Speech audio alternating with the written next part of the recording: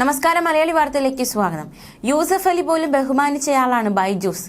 അത്രയ്ക്ക് ശരവേഗത്തിലായിരുന്നു മലയാളി സംരംഭകന്റെ വിജയം.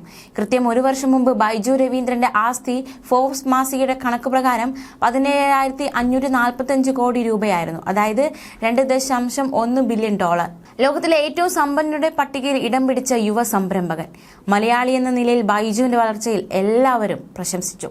എന്നാൽ അടുത്തിടെ പുറത്തിറക്കിയ ഫോർബ്സ് ബില്യണിയർ സൂചിക 2024 അനുസരിച്ച് ബൈജു രവീന്ദ്രന്റെ ആസ്തി 0 താഴ്ന്നു. ഞെട്ടിപ്പിക്കുന്നതാണ് ബൈജുവിന്റെ വളർച്ചയും വീഴ്ചയും. ഇന്ത്യയുടെ സ്റ്റാർട്ടപ്പ് പോസ്റ്റർ ബോയ് ആയിട്ടായിരുന്നു ബൈജു രവീന്ദ്രനെ ലോകമാധ്യമങ്ങൾ വാഴ്ത്തിയത്. എന്നാൽ വളർച്ച പോലെ തന്നെ വീഴ്ചയും അപ്രതീക്ഷിതമായിരുന്നു. മുൻ എഡ്യൂടെക് താരം ബൈജു രവീന്ദ്രൻ ഉൾപ്പെടെ കഴിഞ്ഞ വർഷത്തെ പട്ടികയിൽ നിന്ന് 4 പേർ മാത്രമാണ് ഇത്തവണ പുറത്തായതെന്ന് ഫോർബ്സ് മാസ് റിപ്പോർട്ടിൽ പറയുന്നു. 2022 അതിന്റെ 22 ബില്യൺ ഡോളറായിരുന്നു ബൈജൂസിന്റെ മൂല്യമെങ്കിൽ ഇക്കുറി 1 ബില്യൺ ഡോളർ മാത്രമായി ചുരുങ്ങി. 2011 സ്ഥാപിതമായ ബൈജൂസ് 2022 22 ബില്യൺ ഡോളറിന്റെ ഏറ്റവും ഉയർന്ന മൂല്യമുള്ള ഇന്ത്യയിലെ ഏറ്റവും മൂല്യവത്തായ സ്റ്റാർട്ടപ്പായി ഉയർന്നു.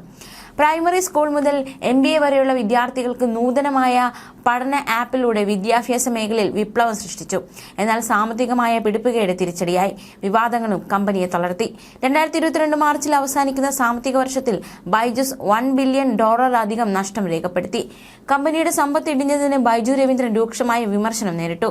Process NV, Peak XV Partners തുടങ്ങി കമ്പനിയുടെ ഓഹരി ഉടമകൾ കഴിഞ്ഞ മാസം രവീന്ദ്രനെ CEO സ്ഥാനത്ത് നിന്ന് പുറത്താക്കാൻ ആവശ്യപ്പെട്ടു. നിയമ നടപടികളും കമ്പനിയെ തളർത്തി. ബൈജുവിന്റെ വിദേശ നിക്ഷേപം എൻഫോഴ്സ്മെന്റ് ഡയറക്ടറേറ്റിന്റെ നിരീക്ഷണത്തിലാണ്. ഫോറിൻ എക്സ്ചേഞ്ച് മാനേജ്മെന്റ് ആക്ട് പ്രകാരം 9,362 കോടിയിലധികം രൂപയുടെ ലംഘനങ്ങൾ ആരോപിച്ച് ബൈജുവിന്റെ മാതൃസ്ഥാപനമായ തിങ്ക് ആൻഡ് ലേണിന് ED ഷോക്കേസ് നോട്ടീസ് അയച്ചു. അതേസമയം ബൈജൂസിന്റെ സ്ഥാപകനും CEOയുമായ ബൈജു രവീന്ദ്രൻ ദുബായിലേക്ക് കടന്നെന്ന് സൂചന പുറത്തുവന്നു. എൻഫോഴ്സ്മെന്റ് ഡയറക്ടറേറ്റിന്റെ ലുക്കൌട്ട് സർക്കുലർ നിലനിൽക്കെയാണ് ബൈജു രവീന്ദ്രൻ രാജ്യം വിട്ടത്. ലുക്കൌട്ട് നോട്ടീസിന് പുറപ്പെടുവിക്കുന്നതിന് മുമ്പേ തന്നെ ബൈജു രാജ്യം വിട്ടെന്നാണ് വിവരം. രാജ്യം വിടാതിരിക്കാൻ ലുക്കൌട്ട് നോട്ടീസ് പുറപ്പെടുവിക്കാൻ ബ്യൂറോ ഓഫ് എമിഗ്രേഷനോട് ED നിർദ്ദേശിക്കുകയായിരുന്നു. നേരത്തെ തന്നെ ബൈജു രവീന്ദ്രനെതിരെ ലുക്കൌട്ട് സർക്കുലറുമുണ്ട്. EDയുടെ കൊച്ചി ഓഫീസിന്റെ നിർദ്ദേശത്തെ തുടർന്നായിരുന്നു ഇത്. എന്നാൽ ഏജൻസിയുടെ അന്വേഷണം പിന്നീട് ബംഗളൂരു ഓഫീസിലേക്ക് മാറ്റുകയായിരുന്നു. ഫെമ പ്രകാരം 9,362.35 കോടി രൂപയുടെ ചട്ടലംഘനം നടത്തിയെന്ന് ആരോപിച്ച് കഴിഞ്ഞ വർഷം നവംബറിൽ ബൈജൂസിന്റെ മാതൃകമ്പനിയായ തിങ്ക് ആൻഡ് ലേൺ പ്രൈവറ്റ് ലിമിറ്റഡിനും ബൈജു രവീന്ദ്രനും ED കാരണം കാണിക്കൽ നോട്ടീസ് അയച്ചിരുന്നു. ബൈജുവിന് കിട്ടിയ വിദേശ നിക്ഷേപങ്ങളെയും കമ്പനിയുടെ ബിസിനസ് രീതികളെയും കുറിച്ച് കിട്ടിയ പരാതികളുടെ അടിസ്ഥാനത്തിലായിരുന്നു ഇത്. ബൈജു രവീന്ദ്രന്റെ നേതൃത്വത്തിലുള്ള ബോർഡിനെ പുറത്താക്കാൻ മാർക്ക് സക്കർബർഗ് അടക്കമുള്ള നിക്ഷേപകരുടെ അസാധാരണ പൊതുയോഗം വിളിച്ചിരിക്കുന്നതിന്റെ പശ്ചാത്തലത്തിലാണ് ലുക്കൌട്ട് നോട്ടീസ് ബൈജുവിന്റെ രാജ്യം വിടലും.